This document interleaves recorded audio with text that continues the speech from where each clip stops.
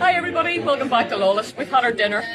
We've had a bit of a snack because we're absolutely starving and starting to talk rubbish just before lunch. So I'm here with the 77 crew. I mean, like, look at this. Look at this. We're pretty much responsible for everything that becomes such a powerhouse in publishing now. And all for their gamers as well, which is, it makes them so different. So I'm going to put you over to Ben here.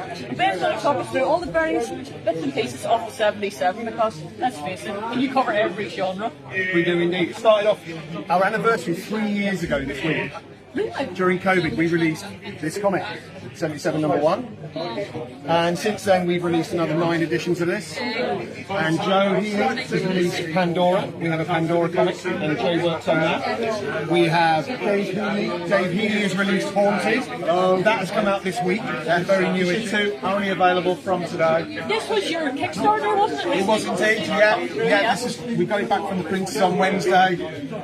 Rushed out into the post Wednesday night and just about managed to get it here as well. So this is like literally hot off the press. Yes, because this means that if you're here this weekend, you're getting it before the Kickstarters. No. Oh, damn it. That was a really big decision we had to make. If we hadn't have seen a lot of the backers put up photos yesterday saying they've got it, we just wouldn't have been able to sell it because it just wouldn't be fair on the Kickstarters. So we're really looking forward to start selling this week. We're really happy with that. It's issue 2. It's got lots of great names in there. Alan Hedges, Lee Milmore, 2000 AD. Paul McCaffrey is fantastic. You've got your Ian Stockford, Andy Sawyers. You know, so we got a real gamut of the 77 crew as well, and we're really happy with it. So it's come out fantastic. Brilliant, very good. And I picked it up on Thursday, printed on Wednesday. Posted it late Wednesday night, Thursday morning, and it's like big. Another comic of ours, Blazer. Feel that, feel the 70s quality, I can feel it oozing from its pores. Look, black and white pages, my friend, black and white. We can only afford colour on the front, on the back, and somewhere in the middle. There we go, and that's all we can do. Steve McManus's Blazer, our favourite Tharg. So that's Steve McManus's. What a pity he's not here this weekend. I know. So Something to do with a wedding anniversary. I don't think that's an excuse. It happens every year. Steve, you've got to watch this. Mrs. McManus. And this is, I don't know if you can see it on this is Lifeboat. It's a preview copy, Ian Gibson's work. We've been very lucky to work with Ian, and this is a demonstration book of his artwork for an unpublished book that we're working on. Steve, you need to come in on this. Come around here, mate. We've been filmed. Steve Bull is the editor-in-chief of this book. Steve, there's a little bit about Lifeboat for the viewers, mate. What are you talking about here? It's been great. Okay, it is Ian Gibson's, some of his best work. It's never been released before. We're producing it for him at his request. He will profit heavily from what we're doing. It's on Kickstarter at the moment. This is the art book. It is a prototype that we're only seeing for the first time today. It's going to look a little bit different to this at the end. Smaller? It's not going to be any smaller. It's going to be perfect. The aim of this was to produce the art as close to the original artboards as possible. So we've got higher quality scans that have just been produced. They're being worked on from a technical aspect as well, so they'll look as close to the artboards as possible. We'll be able to rivet each page out.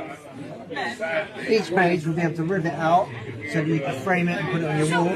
I got you wrong there. I thought you Look at that face. The book is gonna be this size. This is the artwork. Oh my goodness. Good God. It's a beauty, right? Or good grud. Yeah, good grud. That really Ian just has blew my sweated mind. blood and tears over this, and I think it tells. It's the best I think I've ever seen of his work. This is you know what? Getting this book would be like actually going home with the storyboard, with the actual artboard itself. And yeah, I've not seen this before. No, so what exactly, I want to do something different, right? Yeah. We already want to celebrate. I'm really excited here. Oh, This is just good. phenomenal.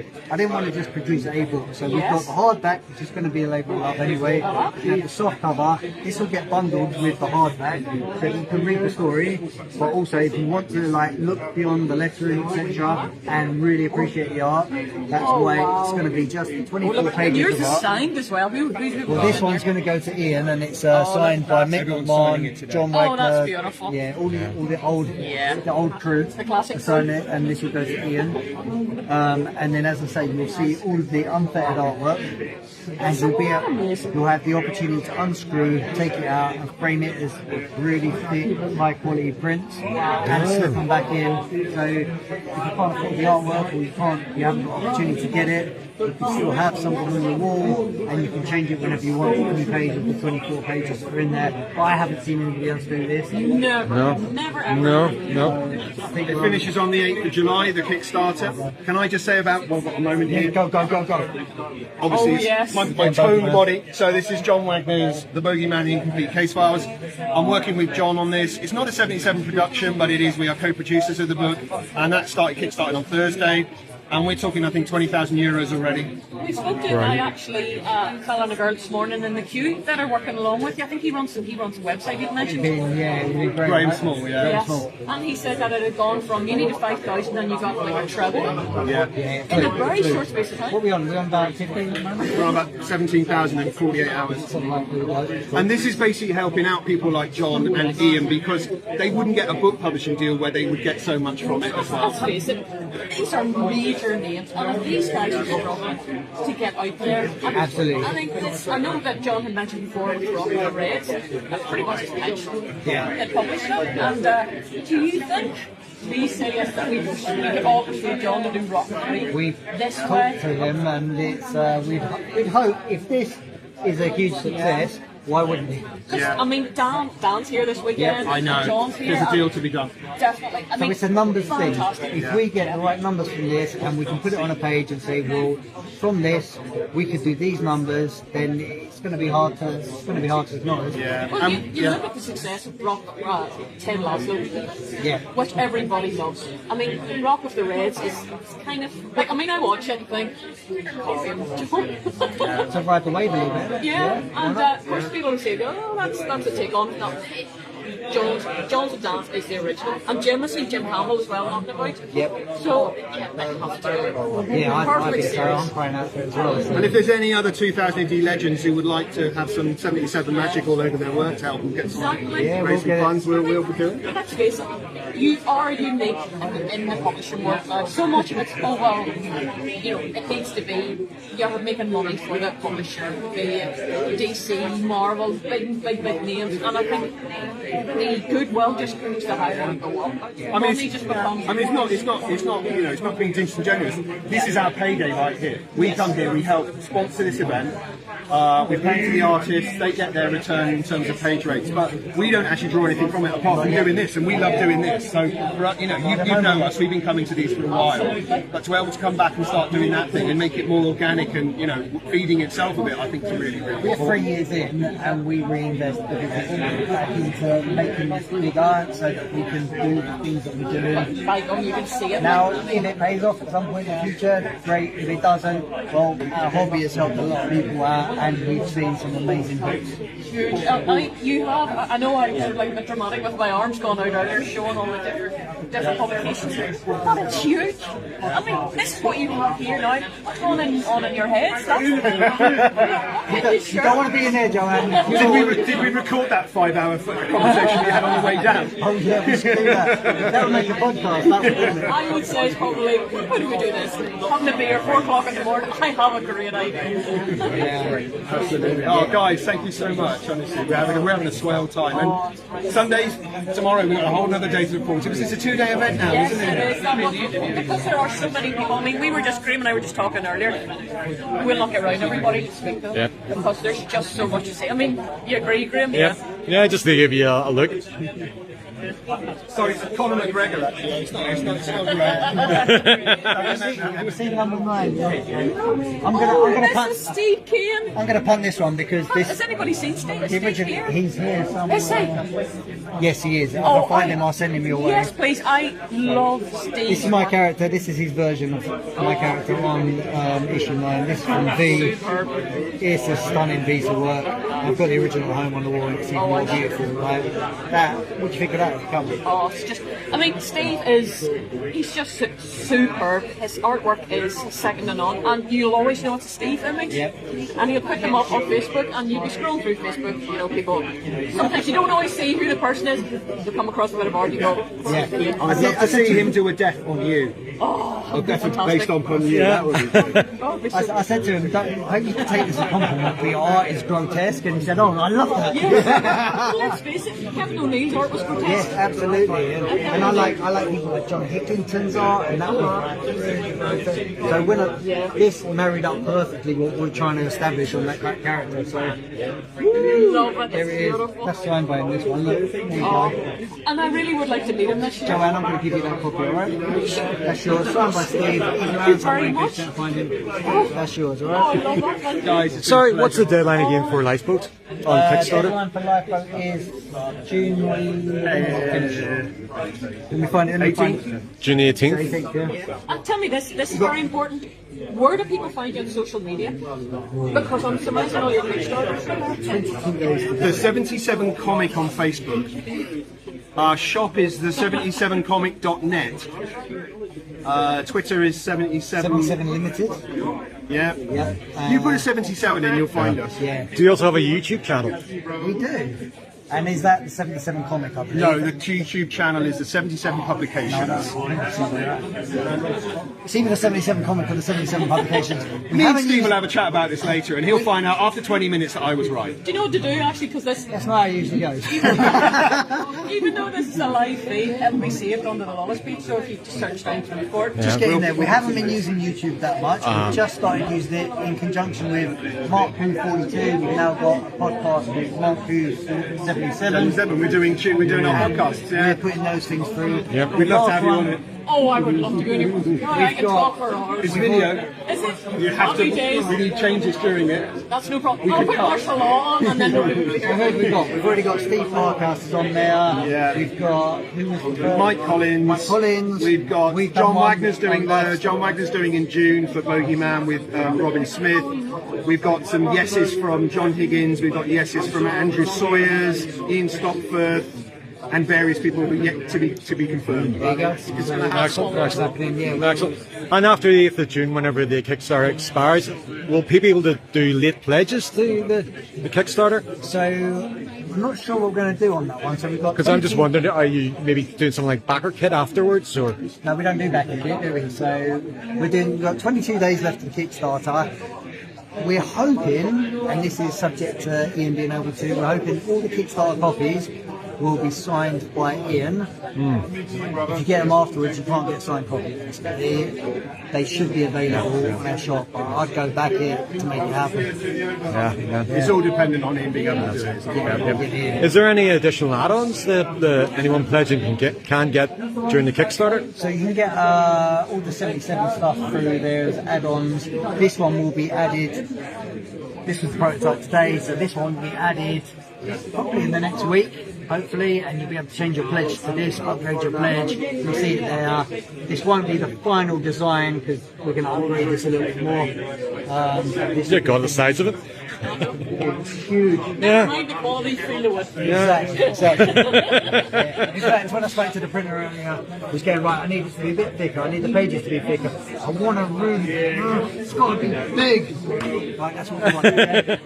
It's got to be big. You've got to be able to carry Steve it wants a big hard one. I said, do you want to be able to whip it out and Yeah, just go on here, hit the table. break the table with it? Yeah, that's what you want to do. Look at this. Baby's arm of the I said, that's how I roll. We need to book the rolls like that. And it's binded for your pleasure. I am so glad there's somebody else's money in the room. Here, you know what? Would you mind if we reach out to everybody on the table? Please, of course. Let's go. Over there. Let's go and Thanks for have chatting, guys. Well, all right, folks. Let's drill deeper into the comics that you guys are doing. Yes. We've heard from management. Let's hear from the workers. Well, I'm not a worker. Basically, I'm nothing else more than like a pigeonholer. I basically take stuff and I put it in the pigeonhole, and then other people do the work. So you're the lovely Debbie McGee of the group. Oh, no, definitely not. Debbie is way above me. So yeah, I'm good enough. I'm the writer and creator of Extinction 2040, along with my good friend, artist Ian Stockford. And if you guys don't know already, what we've been doing with Extinction 2040 is we're looking into what the future threats might be to the world. And I have like a strong background in both where threats come from and also in the environment. So the story is focusing on a world whereby climate collapse has informed and made a lot of mass migration. So people can't stay in their countries because you can't grow food there. It's just too arid. So you get these massive movements of people. And what does the government do? Well, they've got all these unemployed children and young people. Let's make those children and young people into a border force to keep our country safe. So basically it's a child army story set against climate change. And this man makes it look nice. Yeah, he does. Look how nice it looks. Look, what a great idea for a story. I mean, that must be quite inspirational to draw as well. Fantastic idea, yes. I love the idea of having kids myself as well. The idea of somebody who is vulnerable in a vulnerable position, like members, connected to that and the reason why, so people closer. Oh no, that's right. No, we're just bringing it closer to you. It's just The whole idea of that is really sort of compelling for me as a father as well. And I also think about what the future holds for generations coming up. So it's really trying to call the idea of this. I mean, this isn't like science fiction. This is actually happening, and quite frankly, the way the Tory government is. Yep, absolutely. And we see in America actually where they're trying to reduce in some of the states the age limits for young people to work. Yes. Yeah. Don't pay somebody a half sensible wage. Just bring the youth in and they'll work for 50p. And also there's that whole thing about conscription, it really, there's that whole undercurrent of the feeling that actually maybe military service can help a young person. I'm not saying I agree with that, by the way, but it doesn't take a massive imagination to take those three strands, environmental collapse, border problems, and a mass of young people without direction or without employment hopes. I'm not that imaginative, let's put it that way. No, all based on reality. you have to bring it into a story, and you have to make it relevant to the reader as well, and the art and the writing are a team. One doesn't stand alone. If you're going to write, you're going to do a novel. Yeah, although I would say, just to give Ian some credit, I don't think one person bought it for the writing. I think everyone bought it for the art. Good. I would like to say it's both. It's definitely team. I would like to say it's both. Yeah, but let's say it's both. Let's say These writers bring the best of me, that's what it is. I can't spend without the story. Oh, look at that. Yeah, I mean, I say, sir, that is glorious. Now I have to say, sorry, Paul, go away. yeah, no, my parents, they do that to me as well, just shove me out of the way in photographs. But yeah, let me show you some of this one as well. This is like the recent issue, which is out right now. So you can just see some of the just glorious artwork and storytelling that Ian's managed to bring to life here. And what he's done is that wonderful thing of actually making the lyrics of the song that's playing in the background part of the art. So it really jumps off the page and it's really arresting. The writing's okay, but the artwork's brilliant. It's beautiful. The use of colours really portrays a frantic feeling in the The dark feeling. Yes. Who does that look like? I mean, what's he saying here? He's saying, I can help you recycle your crisp bags. Sorry, that was my conversation in the bar. Yeah. But this is called Borders Means Borders. I mean, what? Oh. Where did that reference come from? Oh, Yeah. there he is. Is this my child? I can't remember what number it is. Yeah, exactly. And there's another hint that it might have a relevance somewhere. But yeah, I mean, look how lovely that artwork is. That's stunning. That's amazing. Absolutely beautiful, seriously. And I know that Ian and I worked really hard on making sure that the pages felt not only like artwork, but also like a visual story. You can see what Ian's done over here with just bringing this character out with the colour and having these muted colours down here.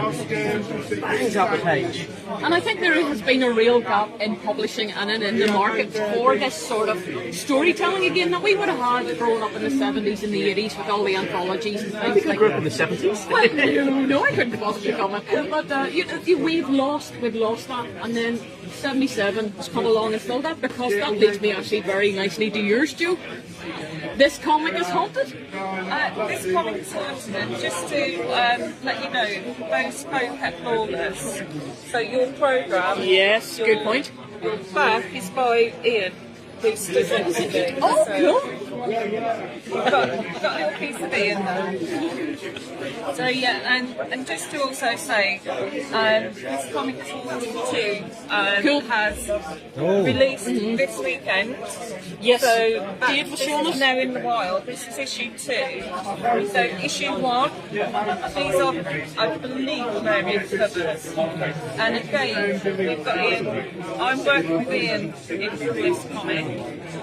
We've worked on a couple story called The Lodger, which is it's a creepy tale set around a sort of social housing. So it's a housing estate with somebody who may not have actually moved out. So there are, it started in issue 1. This particular arc concludes in issue 2, but there will be a recurring character who appears in this issue who will be coming back. I mean, again, that's Ian's work. My brief to him was Francis Bacon, and so you can see that there. I love our artwork. Fantastic. Isn't it beautiful? It is wonderful. And just to say, this comic is haunted. There was a panel this morning at Lawless. There was. So I recorded that, but there will be variations of recording. Oh, gosh. That's brilliant, because that's one we missed. We missed it this morning, yes. Incidentally, will that be put up on YouTube at any point? Hopefully soon, possibly when I get home. Yeah. But it might appear on Facebook. Excellent. Depending on sort of like 10 minutes each. They put through but certainly that covered by Paul McCaffrey. That's actually a cover for a story called FML.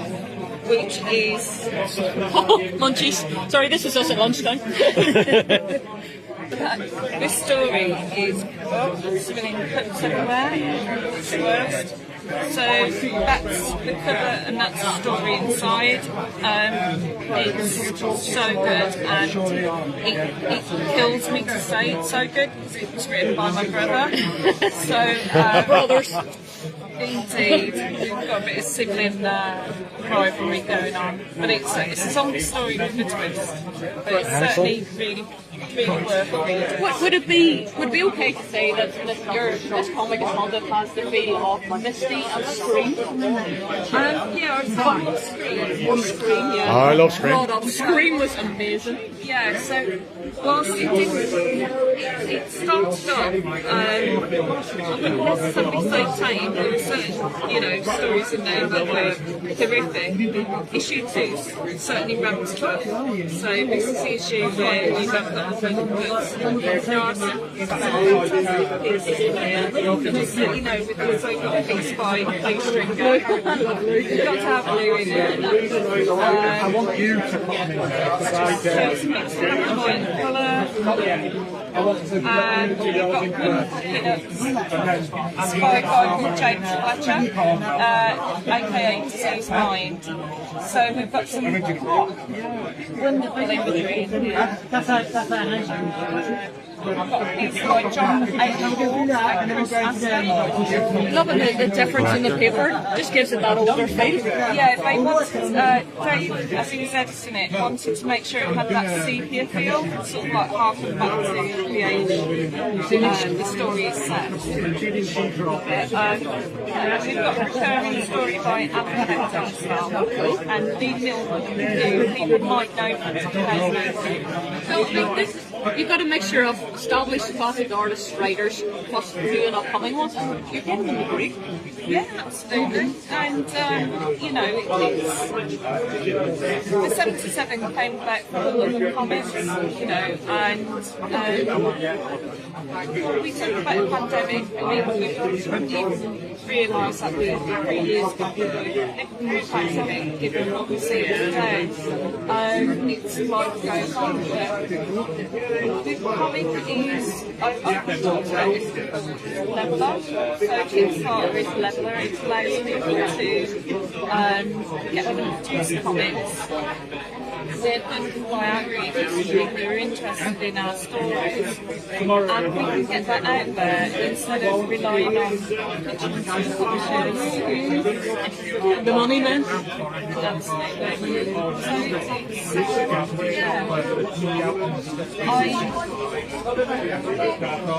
I can't believe at 3 years on, it's extraordinary work. You know, this whole provider's been done. It's amazing. From supporting John Wagner, Pokemon, Yes. From publishing Gibson sponsor. Which is incredible looking as well. Absolutely. From, you know, we're published in America. So Planet Comics is publishing, that's Antarctic Press. This is the American format, so we are available in America as well. That's no small deal. That's huge. Absolutely. So we're just all over it. Whether you want it or not. Everybody else. So You just moved out. Filippo and Lester. Hi, Filippo. So we're just live at the moment on Facebook. We're just live. I love your beard. So what is it you've been doing then since '77? We hear you're a letter. Done it function.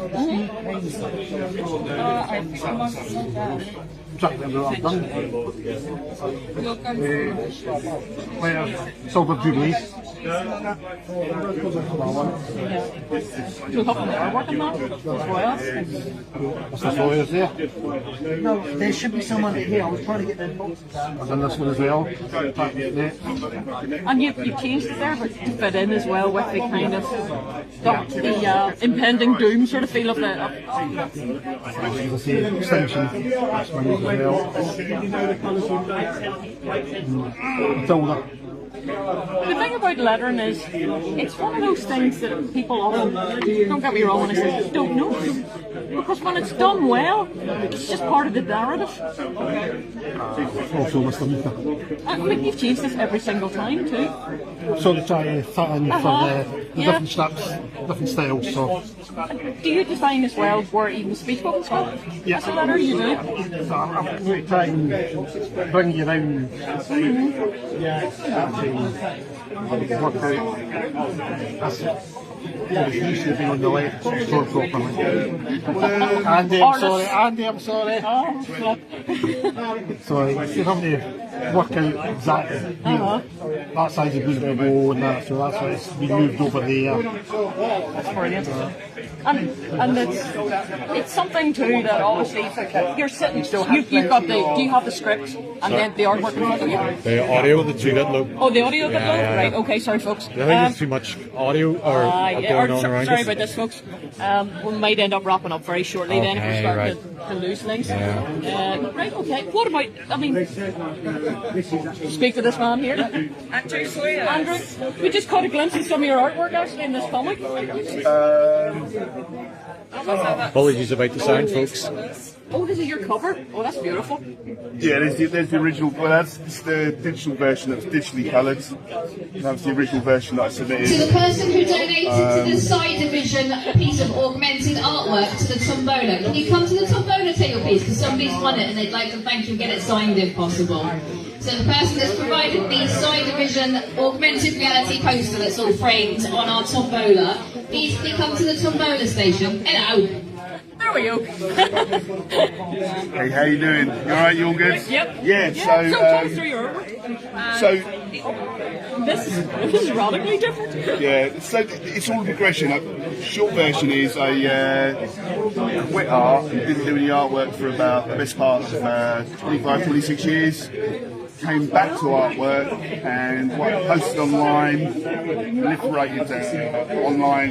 Ladies and gentlemen, the battle action chat and Andrew is about to start at That's at 3 o'clock for your battle action chat. That's with one with Paul, Rob Williams, and also Mike Dory. Being interviewed by Simon Belmont. That's the battle action chat is now beginning in the panel room at 3 o'clock. Not the Simon Belmont from Castlevania, no. See, if people were here, they could actually see all these things. I know. But it's allowed to work for 77. Pandora was did El Benito, more sort of light-hearted sort of style. Got to work with like the Cro-Mags, Paris Mayhew, his new album. It's great seeing all that artwork all over like the billboards of New York. Memorial, former Bolt Thrower Boys. Just did a hardback graphic novel for them. That came out really cool. There's been a lot of stuff. It's been an absolute manic 3 years. Considering you've given it, and you yourself had walked away for quite a long. Obviously, when you were 10, you walked away. And this is what we were talking about in the interview with John earlier on the panel, was the mainstream publishers, there's a glass ceiling, you just can't get in. It doesn't matter whether you're as good as or even better than those being published, and that's no sort of deference to them. It's a closed shop. 77 is, and I think they're one of many independent sort of publishers that are now starting to sort of get their own legitimacy, and I think it's becoming its own thing. Yeah. But it's inclusionary. I mean, already today we've had loads of artists and writers submitting and showing work, and I think it's whilst we're now tripping over stuff waiting to be published, stuff's getting booked like nearly sort of 2-3 years in advance. So for the independent sort of creators point of view, independent publishing has just become an open door. The floodgates are open, particularly in an industry where the publishing funnel and the readership is really narrowing down. Independent publishers have completely woken it up sort of wide again, but to all genres. It's not just like this sort of like the punk rock, sort of like horror stuff and sci-fi stuff that I do. All genres of stuff, you know, from more sort of kid-orientated stuff, drama, everything. Yeah, it's good. It's good. What's needed because the market was just strong. Yeah.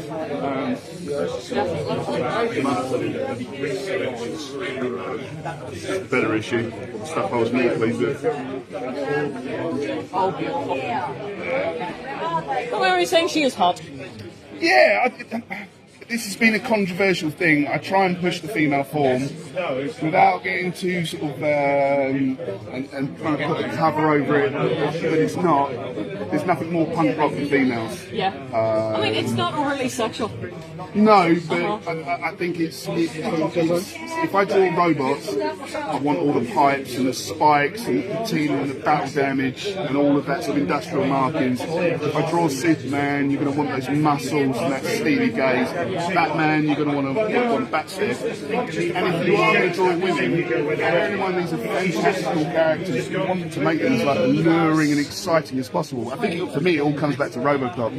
Everything in that movie was tried to realise. Like the bad guys, like Hideout was absolutely horrible. RoboCop looked absolutely fantastic, and the villains were just creepy, sinister, evil. So that's where it all comes from. Blame Paul Verhoeven. And that scene where the guy falls into the toxic waste. Yeah, exactly. Stayed with me for years. No, fantastic stuff. So yeah, I'm very lucky to be working with these guys. Got Ravenous Vampire thing coming out in issue 3 of Business Wanted. I think that's out this year. More bunny rabbits, more sci-fi bunny rabbits to go for Pandora.